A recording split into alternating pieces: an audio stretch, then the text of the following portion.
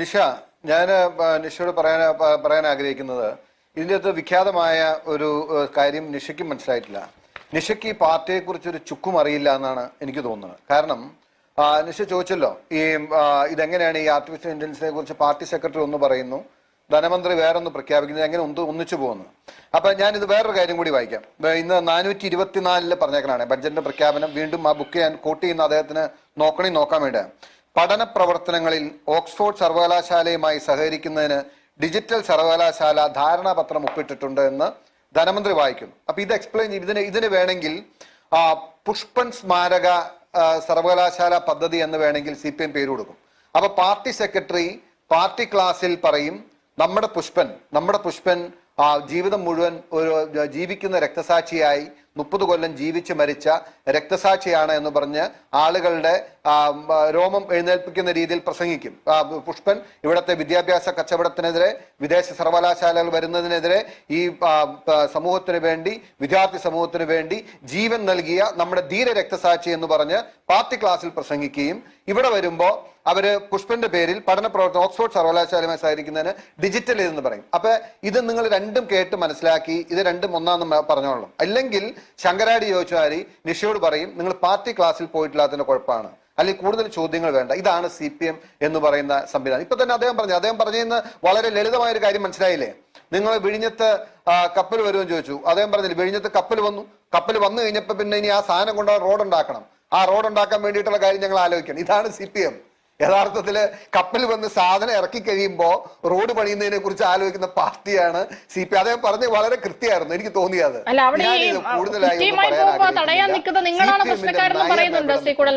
ഈ വികസനത്തിന് തടസ്സം നിൽക്കുന്നത് നിങ്ങളാണ്, പ്രതിപക്ഷമാണ് എന്നാണ് ശ്രീ അനിൽകുമാറിന്റെ വാദം. അത് ഞാൻ പറയട്ടെ, അത് നമുക്ക് കേരളത്തിന്റെ ചരിത്രം അറിയാവുന്ന എല്ലാവർക്കും അറിയാലോ. ട്രാക്ടറും ടില്ലറും വന്നപ്പോൾ തടഞ്ഞത് ഞങ്ങളാണ്, കമ്പ്യൂട്ടർ വന്നപ്പോൾ തടഞ്ഞത് ഞങ്ങളാണ്, ഇവിടെ ഈ സോയാസറെ കോളേജ് വന്നപ്പോൾ തടഞ്ഞതും രക്തസാക്ഷികളായതും ഞങ്ങളാണ്, വിദേശ സർവകലാശാലകളെ കേരളത്തിലേക്ക് കൊണ്ടുവരാൻ ആഗ്രഹിച്ചപ്പോൾ തടഞ്ഞതും സമരം നടത്തിയതും തല്ലിപ്പൊളിച്ചതും ഇവിടെ രക്തസാക്ഷികൾ ഉണ്ടാക്കിയതും ഞങ്ങളാണ്. ഇനി ഇതും ഞങ്ങളാണെന്ന് പറഞ്ഞിട്ട് കുഴപ്പമില്ല. ഇവിടെ മെട്രോ വന്നതും വിഴിഞ്ഞം വന്നതും കണ്ണൂർ എയർപോർട്ട് വന്നതൊന്നും ഉമ്മൻചാണ്ടി അല്ല, പിണറായി വിജയനാണെന്ന് പറഞ്ഞോട്ടെ. ഈ ജനം ഇത് കാണുന്നുണ്ടല്ലോ. ഇങ്ങനെയൊക്കെ പറയാൻ ഇവരെ ട്രെയിൻ ചെയ്ത് വിടുന്ന പാർട്ടി അതാണ് CPM. അതാണ് നിഷയോട് പറഞ്ഞത്, നിഷയ്ക്ക് ഈ പാർട്ടിയെ കുറിച്ച് ഒരു ചുക്കും അറിയില്ല. അതുകൊണ്ടാണ് ഇങ്ങനെയുള്ള ഒരു ആർഗ്യം അധികം നമ്മൾ താല്പര്യപ്പെടാത്തത്. കാരണം എത്ര പറഞ്ഞിട്ടും കാര്യമില്ല, ഇത് തന്നെ പറയും. ഇത് തന്നെ ഇങ്ങനെ ഈ റേഡിയോയിൽ ട്യൂൺ ചെയ്ത് വെച്ചേക്കുമ്പോൾ ഇങ്ങനെ പറഞ്ഞുകൊണ്ടിരിക്കും. ഇപ്പൊ നിഷ തന്നെ പറഞ്ഞ എത്രയോ വട്ടം ആവർത്തിച്ചു. He will never budge. ഇങ്ങനെ പറയാൻ ഈ ഇവിടം മുതൽ താഴെ തട്ട് വരെയുള്ളവരെ ട്രെയിൻ ചെയ്യുന്ന സംഘടനാ പ്രവർത്തനമാണ് CPM-ന്റെ. അതാണ് അവരുടെ രാഷ്ട്രീയ പ്രവർത്തനം എന്ന് പറഞ്ഞത്. ഏത് കാര്യവും പറഞ്ഞ് പിന്നെ കഴിഞ്ഞ ദിവസം അദ്ദേഹം പറഞ്ഞു AI സോഷ്യലിസ്റ്റ് നടക്കാൻ പോകുന്ന അങ്ങനെ എന്തോ പാർട്ടി സെക്രട്ടറി പറഞ്ഞിരുന്നു. ഇനി അതിന് വേണ്ടിയിട്ടാണോ ഇതെന്ന് എനിക്കറിയാൻ പാടില്ല. ഒരുപക്ഷെ ഇനിയിപ്പോ അങ്ങനെ ഒരു ഇന്റർപ്രിട്ടേഷൻ സ്കോപ്പ് ഉണ്ടോ എന്ന് എനിക്കറിയാൻ പാടില്ല. അപ്പൊ ഞാൻ പറഞ്ഞു വന്നു ഇവരിവിടെ നടപ്പാക്കുന്ന നയം ജനങ്ങളോട് പറഞ്ഞു ഇവരുടെ പ്രയോറിറ്റി എന്താണ്. അതുപോലെ ഇതുവരെ നടത്തിയ ബഡ്ജറ്റുകളിലെ പെർഫോമൻസ്, ഈ സർക്കാർ ഇത്രയും വലിയ ധനപ്രതിസന്ധിയിലേക്കും ഇത്ര വലിയ സാമ്പത്തിക ഇപ്പൊ കഴിഞ്ഞ ദിവസം തോമസ് ഐസക് വളരെ നിസ്സാരമായി പറഞ്ഞില്ലേ, കിഫ്ബി എന്ന് പറഞ്ഞപ്പോ വന്നപ്പോ എന്തായിരുന്നു ഇവിടുത്തെ സാധാരണ അടിസ്ഥാന സൗകര്യ വികസനത്തിന് വേണ്ടി ഞങ്ങൾ പുതിയ സംഗതി കണ്ടുപിടിച്ചു, അങ്ങനെ ഇങ്ങനെ മറ്റോ മറിച്ചമാടെ. ഇപ്പൊ അതേപോലെ ടോൾ പിരിക്കുന്നതുകൊണ്ട് തെറ്റില്ല എന്ന് പറയല്ലേ. കഴിഞ്ഞ ദിവസം വരെ ദേശീയപാതയിൽ അല്ലെങ്കിൽ നാഷണൽ ഹൈവേ പണിത് ടോൾ പിരിക്കുന്ന BJP നയത്തെ പാർട്ടി കോൺഗ്രസിലും പാർട്ടിയുടെ നയരേഖയിലും അതിരൂക്ഷമായി വിമർശിച്ച അതേ കേന്ദ്ര കമ്മിറ്റി അംഗം തന്നെ കേരളത്തിലെ ജനങ്ങളോട് ഒരു മടിയും ഉളുപ്പും ഇല്ലാതെ ചിരിച്ചുകൊണ്ട് പറയല്ലേ ടോള് പിരിക്കുന്നതില് എന്താണ് തെറ്റ് എങ്ങനെ എങ്ങനെ ഇത് ആർക്ക് പറ്റും നിഷ? അതുകൊണ്ടാണ് ഞാൻ നിങ്ങൾക്ക് ഈ പാർട്ടിയെ കുറിച്ച് ഒരു ചുക്കും അറിയില്ലെന്ന്. അവരിനി ടോള് പിരിക്കും. അവരിനി ഇപ്പോ അദ്ദേഹം പറഞ്ഞില്ല ഞാൻ കള്ളം പറയായിരുന്നു.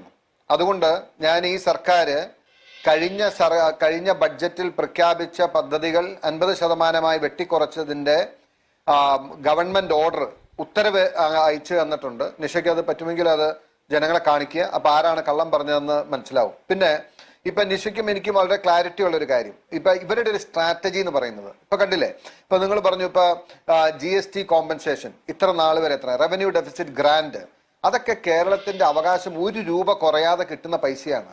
എന്നിട്ട് അതെല്ലാം ലഭിച്ചു എന്നിരിക്കെ വീണ്ടും നമ്മളിത് ചോദിക്കുമ്പോൾ ഒരു ഉളുപ്പുമില്ലാതെ ഇങ്ങനെ പച്ചയായ കള്ളം ഇങ്ങനെ ജനങ്ങൾ നോക്കി പറയുന്നത് കണ്ടില്ലേ? ഇവർ ഈ അനിൽകുമാറിനെ പോലെ ഈ താഴെത്തട്ടിലുള്ള സഖാക്കന്മാരെ ഇങ്ങനെ ട്രെയിൻ ചെയ്ത് വെച്ചിരിക്കുകയാണ്. ഇവരിങ്ങനെ നിരന്തരം പറഞ്ഞുകൊണ്ടിരിക്കും കേന്ദ്ര സർക്കാർ വെട്ടിക്കുറച്ചു, കേന്ദ്ര സർക്കാർ തന്നില്ല, കേന്ദ്ര സർക്കാർ തരാത്തോണ്ടാണ് പ്രതിസന്ധി. അനിൽകുമാർ മുതല് ഏറ്റവും താഴെത്തട്ടിലുള്ള പാവപ്പെട്ടവൻ അവൻ അറിയാതെ പറഞ്ഞാണ് ഇവരുടെ പ്രചരണം. ഇപ്പൊ നിഷ ചോദിച്ചിട്ട് നിഷയ്ക്ക് എന്ത് ചെയ്യാൻ പറ്റും? നിഷ ഇപ്പൊ നമുക്ക് രണ്ടുപേർക്കും അറിയാം ഈ GST കോമ്പൻസേഷൻ ഇത്ര നാളത്തേക്കേ ഉള്ളൂ എന്നും ഇതെല്ലാം ഗുണകരം. ഇപ്പൊ നിഷയെ തന്നെ ആക്ഷേപിക്കുന്ന രീതി പറഞ്ഞില്ലേ GSTയുടെ സോഫ്റ്റ്വെയറിനെ സംബന്ധിച്ച്. GST സോഫ്റ്റ്വെയർ പെട്ടെന്ന് കേൾക്കുമ്പോൾ ആളുകളായിരിക്കും GST സോഫ്റ്റ്വെയർ കേന്ദ്രം ഉണ്ടാക്കണം എന്നുള്ള വലിയ പോയിന്റാണ് അദ്ദേഹം പറഞ്ഞത്.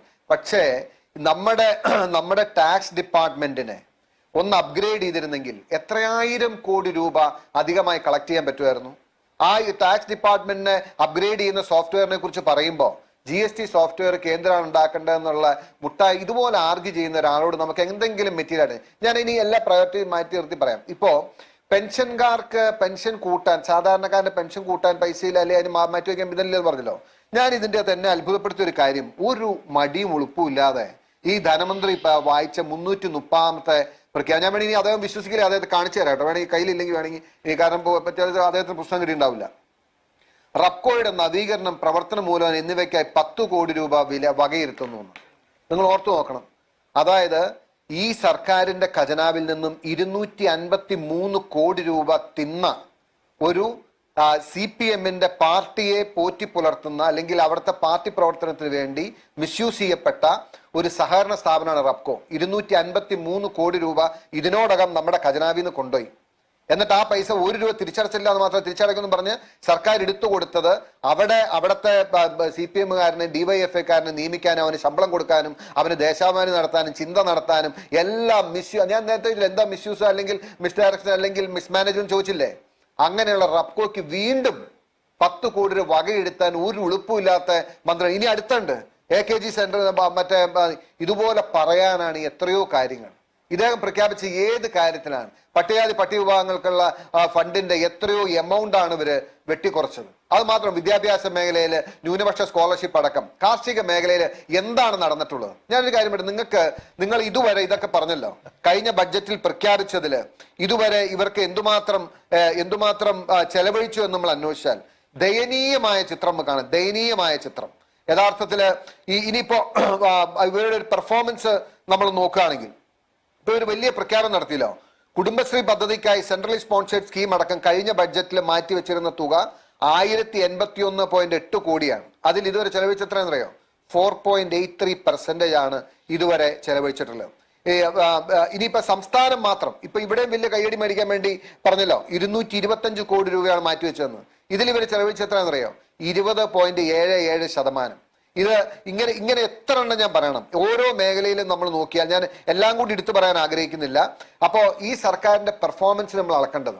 അത് മാത്രമല്ല, എന്തെങ്കിലും ഒരു പുതിയ വിഷൻ, എന്തെങ്കിലും ഒരു പുതിയ കാഴ്ചപ്പാട് കേരളത്തിന്റെ ഇന്നത്തെ ധനസ്ഥിതിയിൽ നിന്നും മെച്ചപ്പെടാൻ കഴിയുന്നത്. അപ്പൊ ആകെ ചെയ്തത് എന്താണ്? ഇപ്പോ കോടതികളുടെ ഫീസ് എല്ലാം വർദ്ധിപ്പിച്ചു. കോടതികളിലെ ഫീസ് എല്ലാം വർദ്ധിപ്പിക്കാൻ തീരുമാനം. കാരണം കോടതിയിൽ ലിറ്റിഗേഷൻ വരുന്ന ആരാണ് നിശ? നമ്മൾ കാണുന്ന വലിയ ആളുകൾ, വലിയ പണക്കാരെ മാത്രമാണോ? ഞാൻ എൻ്റെ അനുഭവത്തിൽ നിന്ന് പറയാം, ഞാൻ എത്രയോ കേസ് പ്രോബോണയെ നടത്തിയിരിക്കുന്നു. നീതി നിഷേധിക്കപ്പെട്ട ആളുകൾ, അവർക്ക് കോർട്ട് ഫീ അടയ്ക്കാൻ പൈസ ഇല്ലാത്തപ്പോൾ ഞാൻ ഇന്നത്തെ ദിവസം പറഞ്ഞു, ഞാൻ എൻ്റെ കയ്യിൽ നിന്നും പണം മുടക്കി കോർട്ട് ഫീ അടച്ച് അവരുടെ കേസ് ധാരാളം നടത്തിയിട്ടുണ്ട്. അങ്ങനെയുള്ള ആളുകളാണ് ഈ കോടതി വരാന്തയിൽ അലഞ്ഞിരിക്കുന്നത്. അല്ലാതെ ഇവിടുത്തെ ഏറ്റവും വലിയ ബിസിനസ്സുകാരനും പണക്കാരനും വന്ന് അല്ല നീതിക്ക് വേണ്ടി നിൽക്കുക. അവന്റെ മുതുകത്തടിച്ചുകൊണ്ട് ഇപ്പോ കോർട്ട് ഫീസ് എല്ലാം അനിയന്ത്രിതമായി ഭൂനികുതി കഴിഞ്ഞ വട്ടം കൂട്ടുമല്ലേ? എവിടെയാണ് കൂട്ടാത്തത്? ഞാൻ ചോദിക്കുന്നത്, എത്രാമത്തെ വട്ടാണ് ഈ കൂട്ടുന്നത്? ഭൂനികുതി എന്ന് പറയുന്നതിന്റെ പ്രശ്നം എന്താണെന്നറിയോ? That is cutting across the sections. ഏറ്റവും പാവപ്പെട്ടവൻ 5 സെന്റും അല്ലെങ്കിൽ 10 സെന്റും ഉള്ളവനും ഭൂനികുതി അടക്കേണ്ടി വരുന്ന ഒരു തുകയാണത്. എല്ലാവരും അടയ്ക്കുന്ന ഒരു ഇതാണ്. അതായത് സാധാരണഗതിയിലെ ടാക്സിങ്ങിന്റെ പ്രിൻസിപ്പിൾ എന്ന് പറയുന്നത് എന്താണ്? ടാക്സിങ്ങിന്റെ പ്രിൻസിപ്പിൾ എന്ന് വെച്ചാൽ വൈറ്റത്തടിച്ച് ജീവിക്കാൻ നിവൃത്തിയില്ലാത്തവന്റെ കയ്യിൽ നിന്ന് പിടിച്ചു വാങ്ങുക എന്നുള്ളതല്ല. ഇവിടെ എക്കണോമിക് ആക്ടിവിറ്റിക്കുള്ള അവസരം ഉണ്ടാക്കിയും എക്കണോമിക് ആക്ടിവിറ്റിക്കുള്ള അവസരം കൊടുത്ത് പണം ജനറേറ്റ് ചെയ്ത് ആ ജനറേറ്റ് ചെയ്യുന്ന പണത്തിൽ നിന്നും സർക്കാർ പണം ടാക്സായി പിടിക്കുകയും ചെയ്ത് സമൂഹത്തിന് വേണ്ട കാര്യങ്ങൾ ചെയ്യുക. അതാണ് പ്രിൻസിപ്പിള്. അതല്ലാണ്ട് ഈ രാജ്യത്തെ എല്ലാവരും ഉപ്പിനും കർപ്പൂരത്തിനും അരിക്കും പാലിനും പഞ്ചസാരയ്ക്കും വില കൂട്ടിയാൽ എന്താ സംഭവിക്കുന്നത്? സാധാരണക്കാരന്റെ വീട്ടിലും അരി മേടിക്കണ്ടേ? സാധാരണക്കാരന്റെ വീട്ടിൽ ഉപ്പും പഞ്ചസാരയും മേടിക്കണ്ടേ?